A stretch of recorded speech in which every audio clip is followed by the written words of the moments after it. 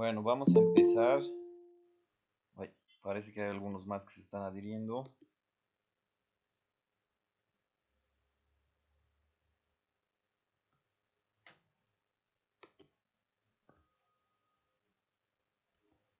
Ya. A ver.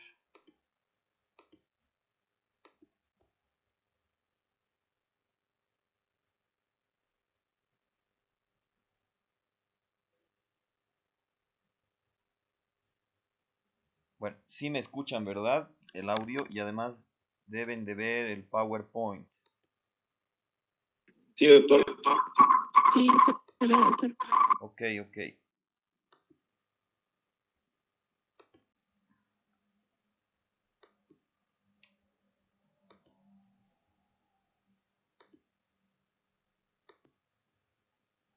Ya. Entonces, la anterior clase habíamos hablado en relación simplemente a de qué se trata la materia de anatomía patológica y cómo podría en determinado momento ayudarte como herramienta para diagnóstico con tu paciente odontológico. Y hemos dicho que vamos a llevar estos libros. Nadie me ha hecho recuerdo, por si acaso tengo la 9ª edición igual, para que me he olvidado ponerles el link, pero nadie me ha hecho recuerdo del link, entonces del libro, ¿no? Para que se lo descarguen si no lo tienen.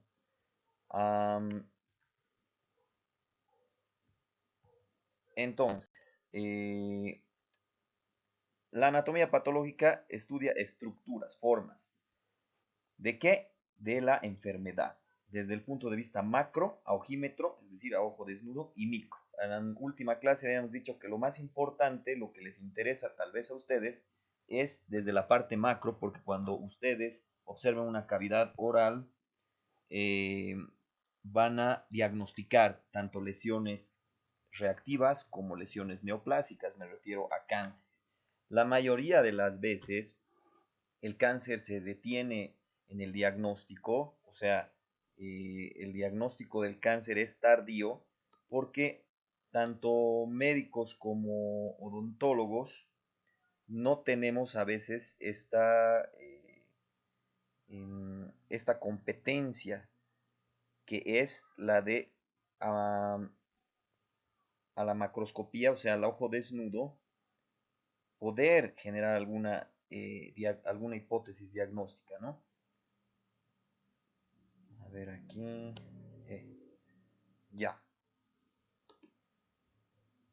Ustedes tradicionalmente, bueno, nosotros en realidad, tradicionalmente dividimos a la patología en patología general y patología especial. En su caso, este año llevan patología general y el próximo año lo que en medicina se llama patología especial se llama patoestomato, es decir, lesiones específicas ya de cavidad oral. Lo último que habíamos dicho es que es una asignatura puente, es decir, que te introduce a la enfermedad, porque patología como tal, el sinónimo de la palabra patología es enfermedad, pues te introduce ya a las materias clínicas donde ves enfermedades. Tiene relación con la etiología, la patogenia, la fisiopatología y la expresión morfológica. Habíamos visto que hay un estímulo que puede ser una causa, que puede ser física, química, microbiológica, inmunológica, neoplásica, psicosocial. Esto hace una pérdida de la homeostasis y esto produce un mecanismo de lesión que se llama patogenia y esto da alteraciones funcionales o morfológicas o al mismo tiempo las dos, o primero una o segundo, o primero la funcional, luego la morfológica o al revés, ¿no? Y esto da expresión clínica. ¿Qué es la expresión clínica? La expresión clínica es lo que nosotros conocemos como síntomas y signos, lo que están viendo en semiología, ¿no? Entonces,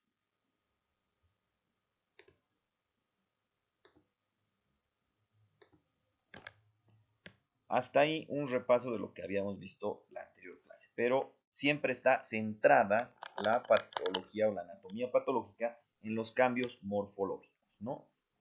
Alteraciones morfológicas. Cambios morfológicos, expresión morfológica, expresión fenotípica, es la misma cosa. Estamos hablando de lo mismo cuando es como decir sinónimos. desde dos puntos de vista, macro y micro, ¿no ve?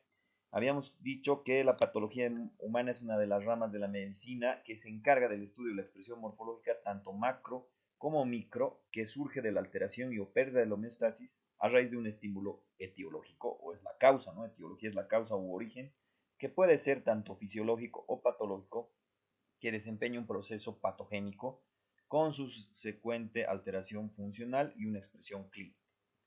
Entonces, eso es lo que habíamos quedado en la anterior clase y habíamos visto ejemplos de materias o asignaturas básicas como bacterio, parasito, genética, inmunología, anatomía, histología, y esta materia busca que entiendas y traspasarte e introducirte a la fisiopatología, a la semiología, a la medicina interna, a la cirugía, etc.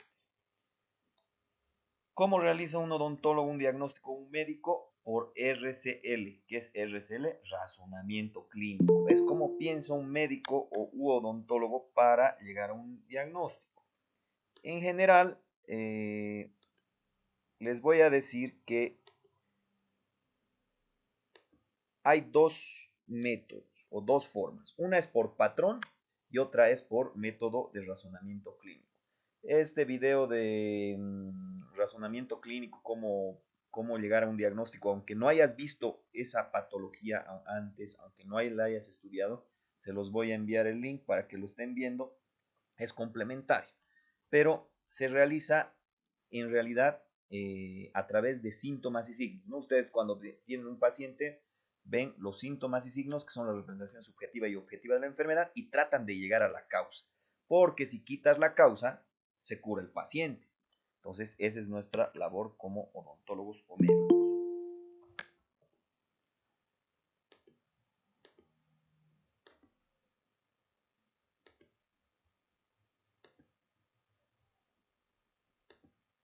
Bueno,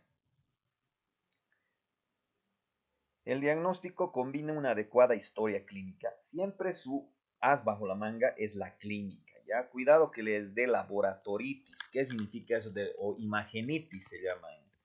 ¿Qué será la laboratoritis o imagenitis? No sabes qué chingados tiene tu paciente y le mandas todos los laboratorios que te han enseñado en fisiología, en bioquímica, a ver qué sale, a ver, algo saldrá.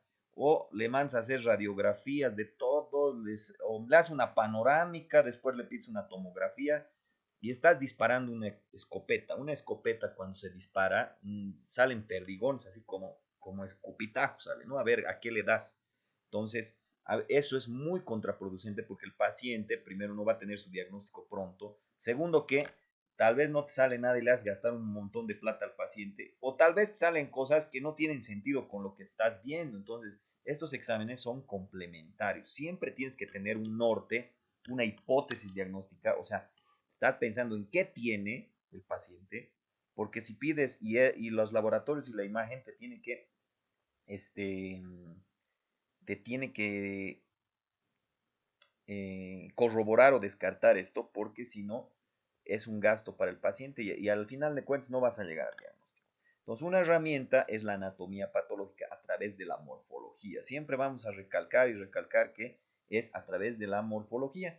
Y con ustedes vamos a hacer las prácticas en relación a lesiones en cavidad oral para que puedan verlas a ojímetro. No me interesa mucho que agarren y dibujen una laminilla con un papiloma de cavidad oral o como un odontoblastoma. No me interesa porque a la semana siguiente se van a olvidar. Aunque esté lindo su cuadernillo, no me interesa que esté lindo, hermoso. Lo que me interesa es que ustedes con su ojo vean y digan, creo que es un odontoblastoma, me lo mandan, te mando el reporte anatomopatológico y tú lees, entiendes y dices si había sido o no había sido. Y además sepas qué hacer en ese caso, ¿no? Entonces, aquí hay preguntas que pueden entrar tal vez en su examen. El examen lo vamos a tomar con forms, aunque no nos han dado una orden clara todavía a la universidad, pero me imagino que vamos a usar una plataforma en el Classroom para el examen o el Forms, que es un examen virtual, y ahí vamos a utilizar esto. Entonces, la expresión morfológica por sí sola da la clave diagnóstica. La mayoría de las veces podría ser, pero no necesariamente.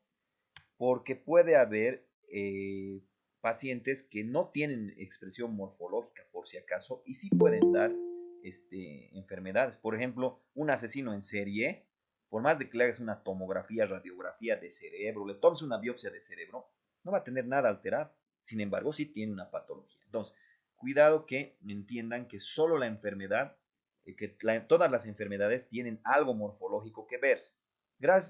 Por suerte, sí tenemos casi en odontología, siempre vemos alguna alteración morfológica que nos da la pista, pero hay que tomar en cuenta que a veces no. Puede ser incluso hasta psicosocial. La última clase me habían dicho bulimia y anorexia, donde vas a deshacer los dientes, ¿no ve? Y en realidad están haciendo los dientes por una alteración psicosocial o eh, una, una alteración psiquiátrica. La expresión morfológica aunado significa unido a los datos clínicos de estudios de imagen laboratorio siempre da la clave diagnóstica, no necesariamente, a veces no. Por ejemplo, al principio del coronavirus, aunque hubiéramos hecho todos los laboratorios del mundo, no teníamos PCR para coronavirus, o sea que nos puede dar. Pero obviamente que si te armas con morfología más datos clínicos más laboratorios, se supone que estás buscando y el objetivo es llegar a una hipótesis diagnóstica. Hay limitantes en el diagnóstico morfológico, lo que les acaba de decir. Entonces, a veces no solo la morfología te da la clave diagnóstica. A veces incluso ni la histopatología. ¿Qué quiere decir eso? Que dirán, bueno, no sé qué es, tomaré una biopsia y le mandaré al doctor Villarroel al gastro. A veces ni la histopatología del patólogo te da el diagnóstico, pero por suerte ya tenemos otros estudios complementarios que nos ayudan al diagnóstico. Uno es la microscopía electrónica, la biología molecular, la genética y la inmunistoquímica. Hace unos años, todos estos, las primeras tres, microscopía electrónica, biología molecular, genética, parecían a película, sonaban a película del futuro, ¿no ve? ¿Por qué? Porque la tecnología es cara. Y la única que más o menos no era tan cara era la inmunistoquímica. Pero con el paso de los años ha llegado a Bolivia esto, la biología molecular, microscopía electrónica genética, y era carísimo. Ahora, aunque no crean, con lo del coronavirus se nos ha tenido que abaratarse, porque el gobierno ha tenido que implementar velozmente laboratorios de biología molecular que ven genéticamente el virus, el coronavirus me refiero, porque si no hay esto, no hubiéramos tenido diagnóstico. Entonces, a fuerzas hemos tenido que ir al siglo XXI, caro o barato, como sea. Ahorita las pruebas que estamos haciendo son no de histología. O sea, ustedes no me van a mandar una biopsia de pulmón o de cavidad oral, porque ya saben que el lugar donde se prolifera el virus es en vías respiratorias altas. Por eso es que ustedes como futuros odontólogos y los odontólogos tienen que estar muy bien cuidados, muy bien preparados. No pueden atender pacientes sin una N95, lamentablemente, una mascarilla que te filtra el 95%. No pueden atender pacientes si no tienes unos lentes adecuados que te cubran frontal y lateralmente. No puedes atender pacientes si además de la mascarilla más las lentes no tienes un protector visual de plástico que bloquee si alguien porque imagínense todas las micropartículas cuando estás trabajando ahí. Incluso algunos han propuesto hacer unos tipo acrílicos para bloquear en el sillón al paciente. Incluso así, con todas las medidas de bioseguridad, es un riesgo para ustedes ahorita. Yo creo que es un riesgo muy alto, incluso más alto del que nosotros vemos en el hospital, porque en el hospital, por ejemplo, por lo menos estoy a un metro, un medio metro tratando y si inyecto cosas, hago cosas, no estoy cerca de la cavidad oral. Entonces, tengan por favor mucho cuidado eh, en esto, ¿no? Son muy susceptibles, un factor de riesgo como personal de salud, pero son imprescindibles. O sea, no se puede. Imagínense, yo he estado a veces en turnos, estoy con turnos ahorita de 12 horas en el hospital y parece que el hospital gastro se va a convertir en hospital COVID, porque no hay hospitales, ¿no ve? O sea, se ha colapsado, nos hemos aplazado como cochabambinos, se ha aplazado la gobernación, se ha aplazado el alcalde, se ha aplazado todos porque incluso este país creo que ni con plata funciona. pueden darle $1.000 millones, son tan inoperantes que no tenemos centros de aislamiento, no tenemos hospitales, se han colapsado, no tenemos respiradores, no tenemos médicos contratados, y aunque tengamos la plata ahí, a ese colmo hemos llegado de ser así. Es una vergüenza, pero así es. Entonces, imagínense, yo hace unas semanas he estado teniendo un dolor, una odontalgia, al frío y al calor. Imagínense que si tengo una caries o para un tratamiento de conducto o lo que sea, voy a ir a poder a trabajar a atender pacientes. No, pues voy a estar ahí muerto de dolor, y eso es lo que no debemos de dejar, que las otras enfermedades, por el colapso que hay o el miedo que hay a atender pacientes, entonces afecten, porque si me afectan a mí, no puedo ir a trabajar y entonces no puedo atender pacientes, ¿no? Con COVID se van a morir. Entonces es así. Entonces, aunque no crean esto de la biología molecular, microscopía electrónica, actualmente en Bolivia hay un montón, hay en la Facultad de Bioquímica, hay en la Facultad de Medicina, hay en la parte privada un montón, hay en Cochabamba, Santa Cruz, hasta en Beni están queriendo poner, en todo lado están habiendo esto. A la fuerza hemos tenido que ir a... Ahora, la inmunistoquímica era algo que era relativamente barato en comparación a esto, y es un estudio complementario donde marcadores de anticuerpos, también se trabaja con anticuerpos, pero esto se trabaja, no, lo bueno es, digamos, que no necesitas un laboratorio de biología molecular, con secuenciadores, no necesitas invertir así $50.000 o 100.000 en un laboratorio de inmunistoquímica puedes invertir unos $10.000, y si tienes anticuerpos para trabajar, y se trabaja no con sangre, estos de aquí en general con sangre y tejidos, y este de inmunistoquímica se trabaja con tejidos. Con la misma biopsia que tú me mandas, yo puedo trabajar. En mi laboratorio privado tenemos inmunistoquímica, sí tenemos inmunistoquímica, ¿no? Entonces, sí sirve, eso es un costo intermedio, digamos, antes que no tengamos esto de aquí, hemos tenido inmunistoquímica por ya 5 años en Bolivia, que nos batíamos con eso, ¿no? ¿Para qué sirve la inmunistoquímica? A veces tú me mandas una biopsia de cavidad oral y en la histopatología no sale nada, no se ve bien, puede ser una cosa, puede ser otra. Con la inmunistoquímica tenemos anticuerpos específicos para cáncer, por ejemplo, de tiroides, para cáncer de diente, así, de cáncer de hueso, cáncer de epitelio. Entonces son específicos. Ahora ustedes miran, doctor, ¿por qué no hacemos siempre esto?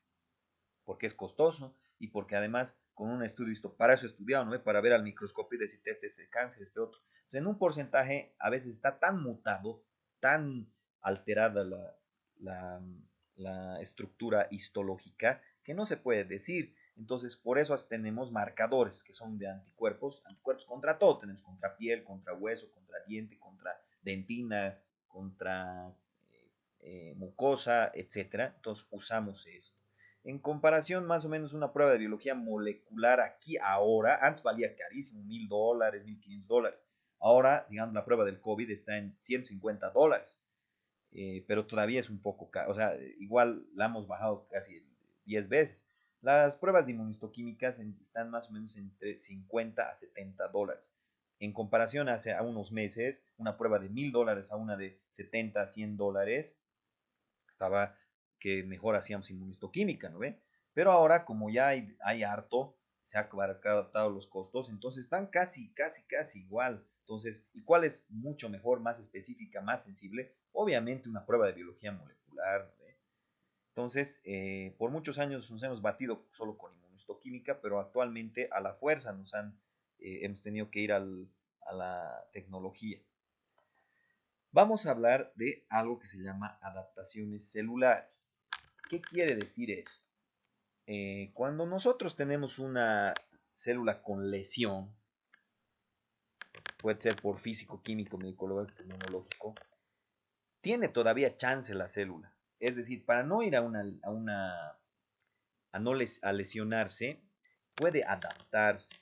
El sinónimo de la palabra adaptarse es adecuarse, aclimatizarse, si quieres. En México nos decían o te aclimitas o te aclichingas, es decir, o sea, si no te puedes adaptar, te mueres, pues, ¿no? Si eres de un país o de una región calurosa y vas al frío, o te adaptas, o te vas a enfermar y te vas a morir, o te vas a querer ir, ¿no? Entonces, las células, cuando sufren una lesión, tienen un as bajo la manga. No directamente la lesión va a ir y las va a matar, sino que puede llevarlas a... la célula tiene la capacidad de adaptarse. Esas adaptaciones celulares son fisiológicas, son normales. ¿Por qué? Porque buscan que no nos lesionemos. Esas adaptaciones celulares, cuando ya no hay estímulo, cuando ya no hay causa que está lesionando la célula, puede revertirse, podría volver a la normalidad. El cambio que sufre la célula puede revertirse y volver a la normalidad. Entonces, a eso se llama adaptaciones celulares. Aquí vamos a tener un esquemita que necesito que lo entiendan bien con sus 5 sentidos, porque sobre esto vamos a trabajar harto hasta fin de año, y tal vez cuando estén llevando pato estomato también les interese entender con este esquemita. Tenemos una célula en homeostasis, una célula equilibrada, ¿no? Sana. Tenemos causas, en este caso nos interesan las patológicas, las etiologías físicas, clínicas, microbiológicas, inciden sobre la célula en homeostasis. Esta le da pérdida de la homeostasis y esta puede producir una lesión celular, ¿no? Es lo que estábamos hablando ahorita. Esta lesión celular puede ser de dos sopas, de dos tipos. Puede ser una lesión celular reversible o puede ser una lesión celular irreversible. En su nombre dice, ¿no ve? ¿Qué querrá decir que sea irreversible? ¿Y qué diferencia será con la reversible? A ver, ¿quién me puede decir? ¿Qué entenderán por una lesión celular reversible y otra que es irreversible? ¿Cómo es? Doctor, Dime. al decir reversible, creo que se puede llegar a reparar, algo así lo que yo entiendo. Y Ya. irreversible, que no tiene solución, o sea, que ya si está muerto, está muerto. Exacto, lo que acabas de decir. Entonces, hay un estímulo, hay lesión y después es reversible o irreversible. Como acabas de decir sabiamente, la irreversibilidad, el único camino que tiene es muerte celular, se muere, ¿no ven?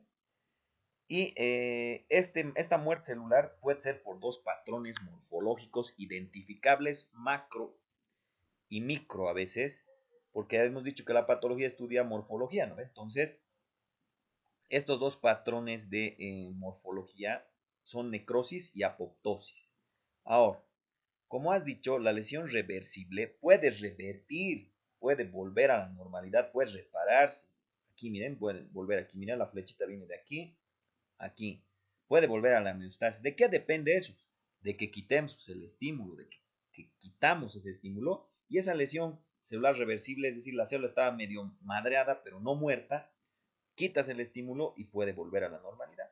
Por eso es que como odontólogos o médicos, nuestra labor es pues, encontrar al paciente cuando la lesión sea reversible, porque nos conviene, le conviene al paciente, ¿no ve? Porque si lo cachas en reversibilidad, vamos a hacer todo el esfuerzo para quitar el estímulo y vuelva a la normalidad. Ahora, ¿qué pasaría si no se puede revertir la, la lesión? Ahorita vamos a ver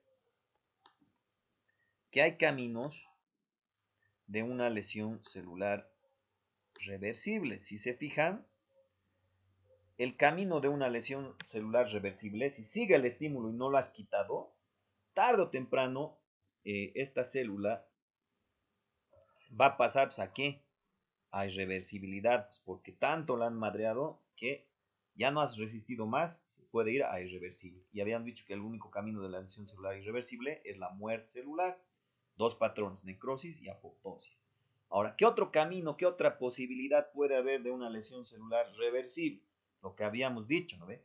Quitas la causa, quitas la patología, quitas el estímulo, el origen, la etiología, y la lesión celular reversible, o sea, la célula que estaba medio madreada, vuelve a la normalidad. Entonces, dos caminos, ¿no? Quitas, va a la normalidad. No quitas, progresa a irreversibilidad. Pero hay una tercera vía que puede pasar por aquí. La célula que está irreversible con lesión, cuando por ejemplo tú no puedes quitar el estímulo, a pesar de que ya lo has identificada la causa que está produciendo lesión de la célula, no puedes quitar este estímulo. Entonces, la célula, para no progresar a lesión celular irreversible, tiene su as bajo la manga. Este as bajo la manga se llama adaptación celular, adecuación celular, acostumbramiento, si quieres. Lo que habíamos dicho al principio, ¿no ve? Si estás en un lugar frío, o te adaptas o te mueres. Esas adaptaciones celulares son cuatro: hipertrofia, hiperplasia, metaplasia y atrofia. Son solo esas cuatro porque tienen que cumplir ciertas características. Una de las características que tiene que cumplir, y eso está en el examen por si acaso, es que sea reversible. Quiere decir, ¿qué cosa que es reversible? Si tú quitas la causa aquí, entonces esta lesión celular reversible, para no irse a muerte, se había ido adaptando, se había cambiado la célula morfológicamente. Y a veces cuando cambia morfológicamente también cambia su función, ¿no? Para ser más resistente. Entonces, está adaptada, está en un nuevo homeostasis, o sea, una nueva forma, porque se ha cambiado esa célula, se ha adaptado. Quitas el estímulo y puede volver a la normalidad. Esta adaptación, fíjense, la flecha sigue aquí, podría desadaptarse, si vale el término, o sea, el cambio morfológico que le ha pasado a la célula, otra vez vuelve a cambiar y tiene la misma forma. Puede. Entonces, estas adaptaciones, si persisten también, si no pueden ser tan eficaces y son por mucho tiempo, hay lesión, también podrían progresar otra vez a qué? A muerte celular. Entonces, tienen la capacidad de ser reversibles. ¿Son fisiológicas? Sí. ¿Por qué son fisiológicas? Porque buscan, ¿qué cosa? Evitar que la lesión celular reversible progrese a una irreversible y a muerte celular. Es para eso que sirve la adaptación celular, para que no, aunque siga el estímulo, siga la causa ahí lesionando, no pueda irse a irreversible y a muerte. Entonces es fisiológica, es reversible, tiene cambio fenotípico. Cuando hemos hablado de cambio morfológico, hemos dicho que es lo mismo que decir a cambio fenotípico. Entonces, ¿qué acabamos de decir? Que tiene cambio morfológico, pero no tiene cambio genotípico, ¿ya? Cuando tú hablas de cambio genotípico, estás hablando de mutación. Y no podemos decir que están mutadas esas células porque se han adaptado, porque es fisiológico. No, no tienen cambio genotípico. Su genoma no cambia, solo expresa otra parte de sus genes. Es decir, cuando por ejemplo tenemos el disco duro de una compu, ese es el genoma, digamos. Y la expresión es abrir Word, Excel. Ahorita estoy abriendo, por ejemplo, PowerPoint. Pero puedo abrir a Word, un documento de Word, y eso no va a cambiar mi disco duro.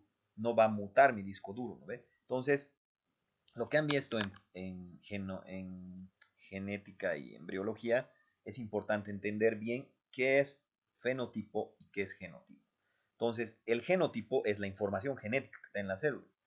Esa información genética, si lee un pedazo, lee un pedazo de disco duro, puede hacer una célula X, ¿no? Pero si lee otro pedazo de disco duro, puede cambiar a una célula Y. Ejemplo de esto es el esófago de Barrett, por ejemplo, la metaplasia. Habíamos dicho que hay hipertrofia, hiperplasia, metaplasia y atrofia, son adaptaciones celulares. Entonces, la metaplasia es un cambio de una célula con una forma y una función a otro cambio, a otra célula con otra forma y otra función. Cuando tenemos reflujo, muchos de ustedes seguro han oído del reflujo, o han tenido reflujo, o sus familiares han tenido reflujo. A veces el odontólogo es el primero que capta esto, porque le dice, doctor, me duele mis encías, ves los dientes deteriorados, y a veces es porque hay reflujo. ¿Qué es eso del reflujo? El ácido que está en tu estómago debería estar en tu estómago nomás, ¿no? Tienes un esfínter esofágico ahí abajo. El esfínter es el que cierra, ¿no? Por eso es que si comes y te das un volterete, una voltereta, no se te sale tu comida, ¿no? Ahí está, porque está una puerta, cierra, ¿sí? Está cerrada. Pero por X o Z motivo a veces esa puerta, ese músculo, no se cierra bien, se abre y ese ácido sale, en especial cuando te recuestas, ¿no? Como si te recuestas, ácido. Ese ácido, durante que estás durmiendo, puede subir incluso por el esófago y puede llegar a la cavidad oral incluso y lesionar las cuerdas bucales, la cavidad oral, etc. Entonces, la cavidad oral y el esófago no están hechos para ácido, pero el estómago está hecho para ácido, ¿no? De hecho, el ácido del estómago pasa al intestino, ¿no? Porque es, digamos, comes, cavidad oral, esófago, estómago, después intestino delgado, que se llama duodeno, ¿no? En el estómago se hace harto ácido, está preparado para el ácido el estómago. Y el duodeno, el intestino, mejor todavía, porque va a pasar toda la comida con ácido y tiene que estar listo para inhibir ese ácido. Tiene una barrera química y una barrera física. La barrera química es que el intestino hace moco y ese moco es básico. Entonces se inhiben, ¿no? Es el ácido con el básico se inactivan, ¿no? Entonces, esa es la barrera química. Y la otra es que ese moco mismo, cuando viene el ácido, le hace como una barrera para que no esté directo el ácido sobre el intestino delgado, el duodeno, el moco está encima, pues, y en vez de estar directo, como cuando pones un plástico, digamos, ¿no? Te pones un plástico para no quemarte, no. Entonces, cuando usas guantes, a veces para manipular soda cáustica o un ácido para que no te hagan daño, ¿no? Entonces, eso pasa. Entonces, el mejor adaptado para recibir el ácido es el duodeno. Pero este duodeno intestino está listo para recibir ese ácido. El esófago no está listo. La cavidad oral tampoco está muy bien, a pesar de que sí resiste ciertos ácidos, porque comemos limón y cosas así, no está totalmente adecuado. Entonces, hay lesión en el esófago y en la cavidad oral con el ácido cuando sale del estómago, que no debería estarse en el esófago ni en la cavidad oral porque debería haber la puerta. ¿Qué puede pasar? Lesión celular reversible. Sigue el ácido, lesión celular irreversible, muerte. Pero para que no progrese a esto, tiene el as bajo la manga, que es adaptación celular. En este caso, ¿cuál adaptación celular? Metaplasia. Cambio fenotípico, cambio morfológico. De célula plana, escamosa, así, cambia a una célula cilíndrica. Porque la escamosa, todas las células planas en el organismo sirven para aislamiento y protección. Plano, aislamiento y protección. Cilíndrico, un cilindro, un cubo, cúbico, es como un tubo, ¿no? Y ese tubo tiene que sacar algo o meter algo. O sea, secreta o absorbe. Entonces, el esófago no absorbe nada, ¿no? Solo pasa por ahí. Entonces, tiene que ser planito su epitelio, si se recuerda en histología. Pero el intestino y el estómago tienen células cilíndricas. ¿Por qué cilíndricas? Porque secretan algo. En este caso, en el estómago se secreta ácido y en el duodeno o el intestino se secreta moco, ¿no ve? Para neutralizar el ácido. Entonces, en el esófago y en la cavidad oral tendrían que haber células planas, pero como les estás lesionando con ácido, ácido, ácido, ácido en el esófago, para que no se muera, haya lesión celular irreversible y muerte, cambia ¿cuál? A célula cilíndrica, mucoproductora, como la del intestino delgado, que protege. Eso se llama adaptación celular y acaba de pasar ¿qué? Un cambio morfológico, un cambio fenotípico, pero no genotípico. O sea, sus genes no han mutado, no han cambiado. Pero doctor, ¿cómo eso me explica?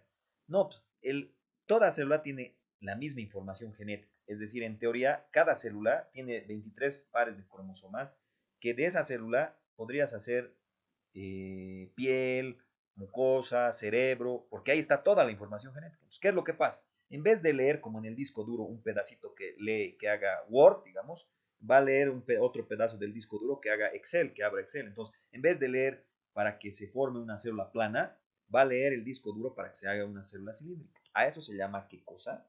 Metaplasia, que es que una adaptación celular, que es que una manera de la fisiológica de la célula para protegerse, para no ir a una lesión celular irreversible y una muerte. Entonces, adaptaciones celulares son fisiológicas. Tiene cambio fenotípico, pero no genotípico. ¿Es reversible? Sí, quitas el estímulo. Esa célula cilíndrica, si le quitas el ácido, en unos meses ya no va a necesitar ser cilíndrica para protegerse con moco. Lo que va a hacer es cambiar a plana, otra vez puede revertirse. Entonces, es fisiológica, es reversible, tiene cambio fenotípico, pero no genotípico. Otra adaptación celular, hipertrofia e hiperplasia. Fíjense, las dos son hiper. ¿Cuál será la diferencia? Esto incluso ya lo han podido ver, alguito han visto en, en esto. ¿Cuál será la diferencia entre una hiperplasia y una hipertrofia? ¿Cuál es la diferencia? ¿Cómo es?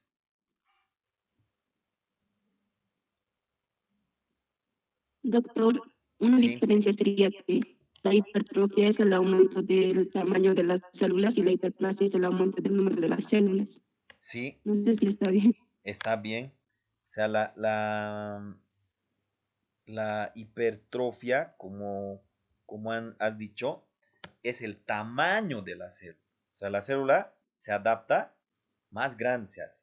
Mientras que la hiperplasia no se hace más grande la célula, sino que hay más células. Esto es importante porque tú me dirás, y doctor, ¿de qué depende de que un tejido se hiperplasie o se hipertrofie? Depende de la capacidad de división celular. En histología han visto que hay algunas células que no se pueden dividir, ¿no ve? Las células. A ver, ¿quién me dice una célula que ya tiene diferenciación terminal y ya no se puede dividir más? Nunca. ¿Qué célula no se puede dividir más?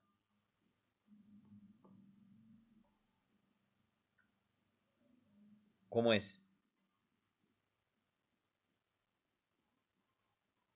Las neuronas. Las neuronas. Y además las neuronas hay que tener en cuenta una cosa. Pero doctor, ¿no sería bueno que las neuronas se dividan? Sí, pues, porque si tienes un infarto cerebral, luego quedas, no puedes hablar, no puedes moverte. Sería lindo, ¿no? Que se regenere, que se divida. Pero no se puede porque imagínense si se dividiera cada vez las neuronas, cada, cada, cada 3, 4 meses tendría que estar aprendiendo a hablar, a caminar y demás. Son células que mantienen información y no se pueden dividir porque son información que queda ahí. ¿Qué otra célula no se puede dividir, por ejemplo? ¿Qué tipo de músculo no se puede dividir? ¿El liso o el estriado?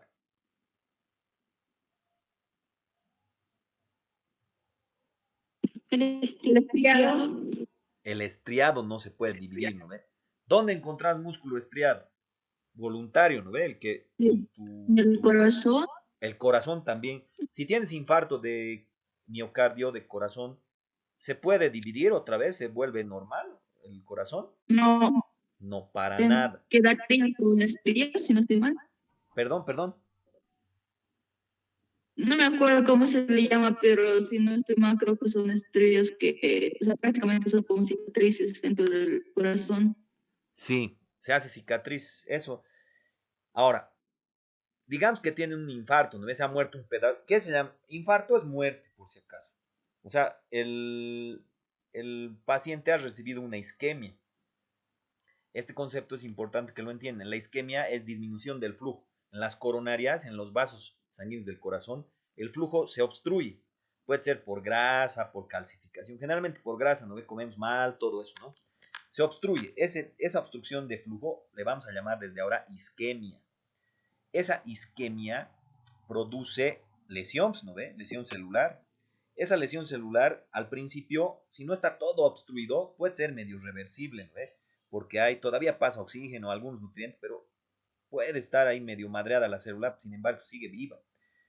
Pero si sigues obstruyéndole por mucho tiempo, lo tapas todito, entonces ya pasa una lesión celular irreversible, que es muerte, que va a ir a muerte, y esa muerte va a ser por necrosis y apoptosis. Un tipo específico de necrosis, que se llama necrosis coagulativa, se llama infarto. O sea, decir infarto es lo mismo que decir necrosis coagulativa, por si acaso. Se ha infartado el corazón, pero después, digamos que se ha infartado el corazón, ya no se puede hacer nada, porque esa parte se ha muerto, ¿no?, del corazón, y esa parte ya no va a poder contraer y sacar sangre. Pero ¿cómo se adapta ese órgano, ese tejido, para sacar los 5 litros por minuto, para que no haya más lesión? Y hemos dicho que las adaptaciones celulares pueden ser hiperplasia, hipertrofia, metaplasia o atrofia. ¿Cuál? Si en este caso no puede, pues, ¿no ve? O sea, sería lindo que el corazón otra vez se divida y esa parte ya, la que se ha muerto, se reemplace. Pero sabemos, y acaban de decirme que como las neuronas, músculo estriado especializado del corazón, no da hiperplasia porque no se divide la célula. ¿Cuál de estas creen que utiliza el corazón para sacar los 5 litros por minuto igual de nuevo? ¿Cuál será? que la célula crece, doctor. Exacto, entonces ¿eso cómo se llama? Ahí, ¿cómo era? Aquí está, Hipertrofia. hipertrofia. Hipertrofia. Entonces, el corazón se hipertrofia. Ahora, todo lo que les estoy hablando es lindo. Las adaptaciones celulares, en su mayoría, o sea, siempre son para algo bueno, digamos, ¿no? Para algo fisiológico. Pero puede haber ocasiones donde el estímulo no es fisiológico, sino que puede ser patológico. Por ejemplo, si hay un atleta de alto rendimiento, un jugador de fútbol, con certeza que su corazón va a ser más grande, aunque no crean. Y eso no es patológico. ¿Por qué es más grande? Porque como corre, entrena y demás, necesita más sangre, más oxígeno, se hace más grande su corazón. Y eso es fisiológico. Pero como hemos visto ahorita, si tienes más bien obstrucción de tus arterias, o sea, isquemia y demás, te va a tener que crecer el corazón para reemplazar una parte que se ha muerto y esa se llama adaptación patológica. Entonces, cuando la adaptación es patológica, quiere decir que hay una enfermedad de base, pero también se puede adaptar los músculos fisiológicamente. Por ejemplo, si voy al gimnasio durante unos 3 meses, que por cierto ahora pobres de los gimnasios están fregados, ¿no ve? Porque no sé si realmente vamos a conocer durante un año, tal vez se nos va a olvidar que es un gimnasio realmente. Están cerrados, ¿no? Y difícil que abran, ¿no? Voy al gimnasio por 3 meses, como bien, proteínas, todo eso. ¿Qué va a pasar con mis músculos estriados? ¿Qué va a pasar? ¿Se van a hiperplaciar o se van a hipertrofiar? Atrofiar. Hipertrofiar, pues no pueden hiperplaciarse, ¿no? No pueden dividirse, pero sí tienen otra chance. Como no se pueden dividir, entonces la célula se hace más grande para ser más fuerte. Entonces, ¿eso es una adaptación fisiológica o es patológica? Fisiológica, doctor. Fisiológica, ¿no ve? Ahora, han cerrado mi gimnasio, no he podido ir, ya no estoy comiendo tan bien. ¿Qué va a pasar con mis músculos? ¿Se van a quedar así de grandes o van a hacerse más chiquitos? Más pequeños, doctor. Más pequeños. Ya, ¿a eso qué se llama? ¿Hiperplasia, hipertrofia, metaplasia o atrofia? Atrofia. Se van a atrofiar. En este caso, ¿esa atrofia es fisiológica o es patológica? Fisiológica. Fisiológica, normal, no estoy enfermo y me estoy bajando. Ahora, sí puede haber atrofias patológicas. Y la mayoría de las veces por isquemia. No le da sangre, isquemia es disminución del flujo, no le da sangre a un órgano, aparato, tejido, se hace chiquitito, hace como huelga de hambre para no morir. Como me está llegando poca comida, no come algunas de mis células que se mueran, y en este caso la muerte es programada por apoptosis. Entonces, aquí la muerte es programada por apoptosis y disminuye el número de células. Entonces, disminución del tamaño y número de células se llama atrofia. Entonces, resumiendo, ¿qué tenemos? Estímulos, causas. Eso puede perder la homeostasis. Eso puede llevar a lesión celular. Esa lesión celular puede ser de dos sopas. Reversible, cuando puede volver a la normalidad cuando quites el estímulo. O irreversible, cuando persiste el estímulo y pasa aquí. El único camino de una lesión celular irreversible es la muerte. Tiene dos patrones, necrosis y tiene, ¿qué cosa? Apoptosis. Ahora, también tiene un as bajo la manga, la célula. En vez de que, cuando no puedes quitar el estímulo, en vez de que progresa irreversible, puede salir adaptación celular, que es fisiológica, es reversible, tiene tanto estímulo fisiológico como patológico, tiene cambio fenotípico, pero no tiene cambio genotípico. Ya hemos mencionado la hipertrofia, que es aumento de número de células controlado, es aumento de tamaño de la célula. Hemos mencionado hiperplasia, que es aumento de número de células controlado. La metaplasia, que es cambio, ya no es ni aumento de tamaño ni división, sino cambio de una célula por otra. Un ejemplo que hemos dado, esófago, ¿no ve? Que cambia de una célula plana por cilíndrica, eso se llama esófago de Barr.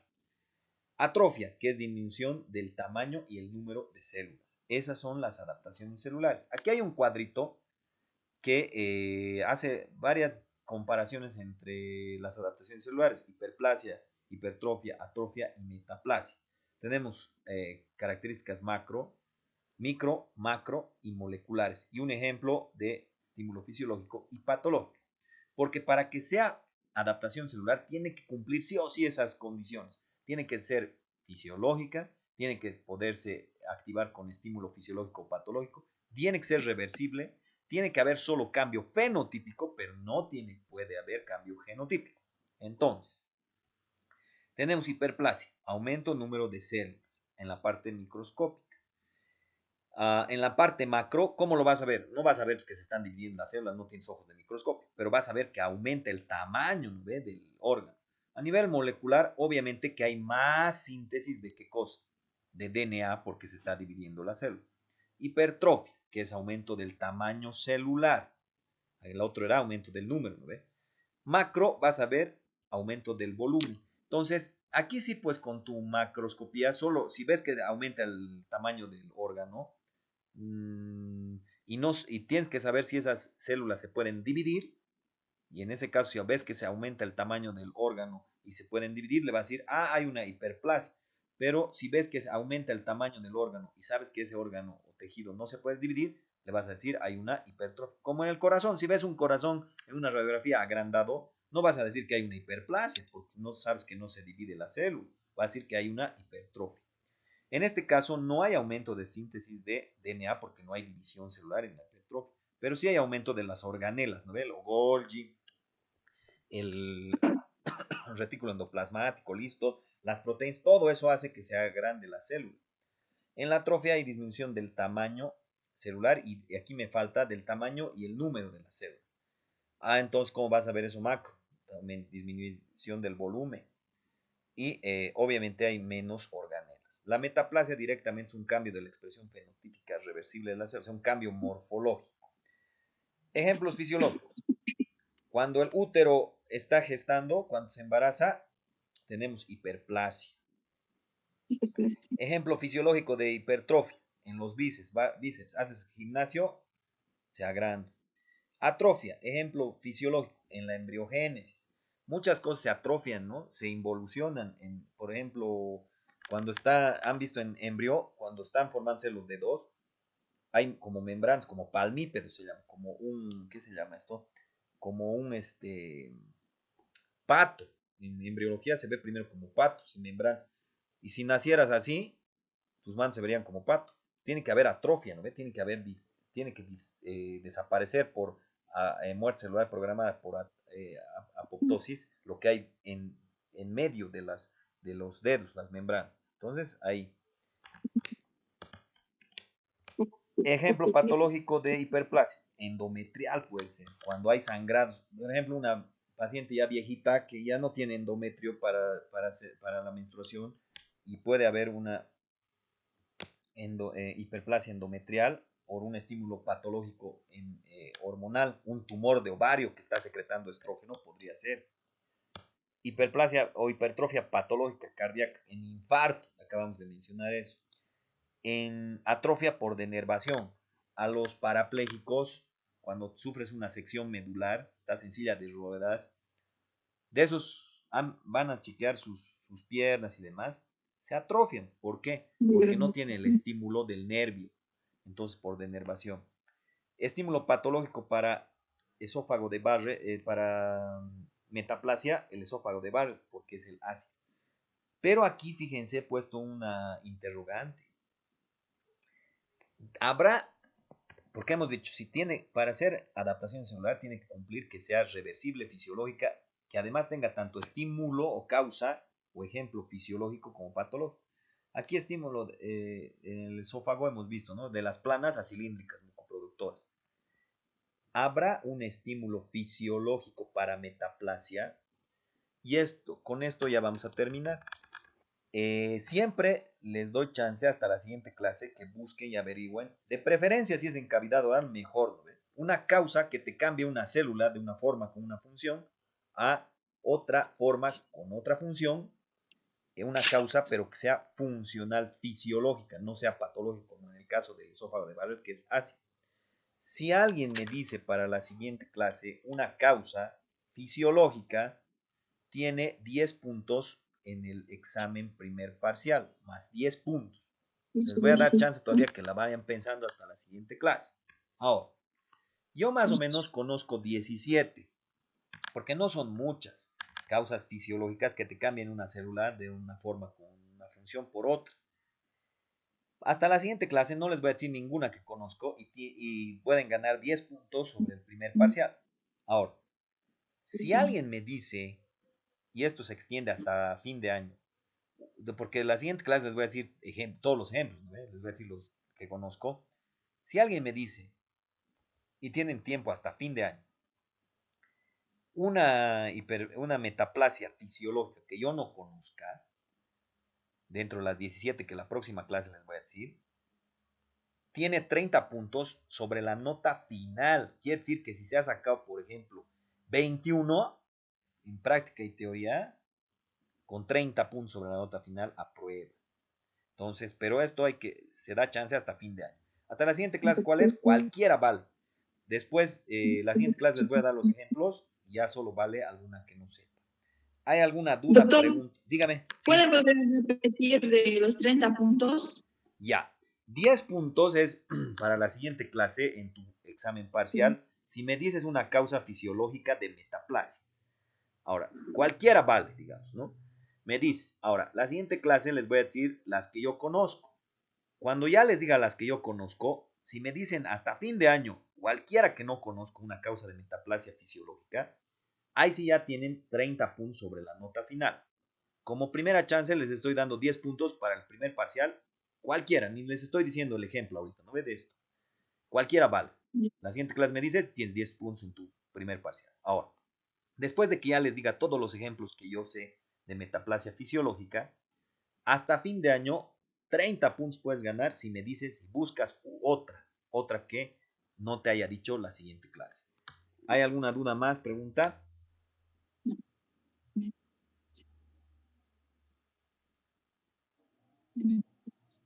Nada.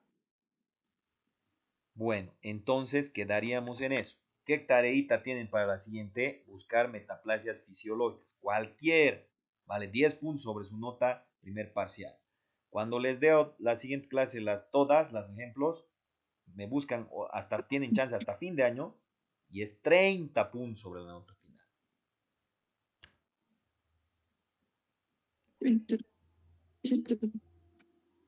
A ver, un ejemplo les voy a dar para que se más o menos ubiquen, pero como son 17, uno no les va a afectar. Por ejemplo, metaplasia apócrina en la mama. La mama es una glándula sudorípara modificada, ¿no? Cuando va de lactar, vas a dar de lactar a un bebé, ¿cambia o no cambia? Cambia. Cambia. ¿Y eso es patológico o es fisiológico?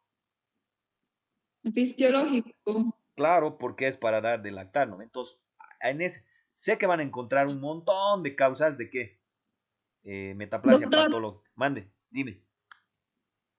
ahora con el ejemplo que hiciste, también puede ser del útero, del vientre, porque he escuchado que cuando tienes a tu primer bebé es pequeño, el vientre es pequeño, el útero, y a medida que vas teniendo otros hijos empieza a ser un poco más grande, o sea, no vuelve a su tamaño de inicio. Claro, pero no ha cambiado una célula por otra, solo se está hiperplasiando. Estás diciéndome de hiperplasia, pero. Ya, doctor. Ya. Entonces, ¿hay alguna duda más? Pregunta. Ya, entonces, esperen un cachito, ¿dónde está? Para que se filme, que después, ¿dónde está?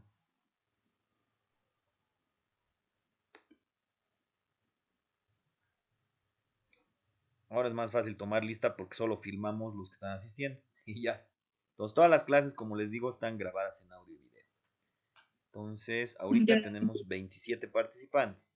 Se supone, porque ya tengo en el Face y en todo lado como 90 gentes, que a las 5 tendrás que complementarse, tendrán que asistir yo creo 80, porque si ahorita han asistido 27 en la tarde que me han pedido, tienen que asistir el resto. Si no, o sea, la participación sí se come en cuenta. Tienen que tener 90% de participación para acceder al examen. Si no tienen 90% de participación, no pueden entrar al examen y van a reprobar. Cuidado que les quede la idea que por la pinche pandemia todos van a aprobar, todos van a tener conmigo no. Pregunten cómo soy de característico de con mis estudiantes en odontología y medicina. Los que merecen pasar, pasan. Obviamente que se hace todo el esfuerzo para que pasen, ¿no? Para transmitirles el conocimiento. Pero no estén pensando que por la pandemia ya hemos aprobado todos. No, no, no, no. Los que se cumplen con los objetivos, aprueban. No tienen por qué tener miedo. Pero los que no cumplen, no. Entonces, nos vemos la siguiente clase. Saludos. Chao, chao, nos vemos. Chao, chao. Nos vemos, doctor. Chao, chao. Hasta luego.